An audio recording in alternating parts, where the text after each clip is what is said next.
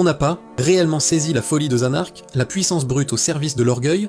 Zanark était initialement le capitaine de la Team Zanark, protocole Omega 3.0, une équipe de la seconde phase chargée par Eldorado d'éliminer le football. Son arrogance est totale, se manifeste de plusieurs façons. La croyance en une force absolue. Zanark croit fermement qu'il est le joueur le plus fort de l'univers. Il a un profond mépris pour les autres joueurs, considérant comme des obstacles insignifiants de simples jouets, surtout s'ils ne peuvent ne pas égaler sa force brute. Il se voit comme un être au-dessus des règles. Son objectif n'est pas de gagner, mais de démontrer sa suprématie. Ses actions sont guidées par le désir de prouver que sa force est une loi de la nature. Son arrogance se traduit dans son jeu par une puissance écrasante et directe. Il n'a pas besoin de stratégie complexe, il lui suffit de foncer, de détruire la défense et de marquer, ce qui est l'expression ultime de sa confiance en soi. L'arrogance de Zanark est son moteur, mais aussi son talon d'Achille. Il ne supporte absolument pas d'être contredit, ou pire d'être vaincu. Lorsque les joueurs de Raymond ou même Feyrun parviennent à lui tenir tête ou à le défier, son arrogance se transforme en une rage destructrice. C'est dans ces moments qu'il déchaîne sa puissance maximale. Son esprit guerrier est l'incarnation de sa fureur. Il utilise des techniques massives pour anéantir tout ce qui se trouve sur son passage. Mais parfois, il peut faire preuve de respect,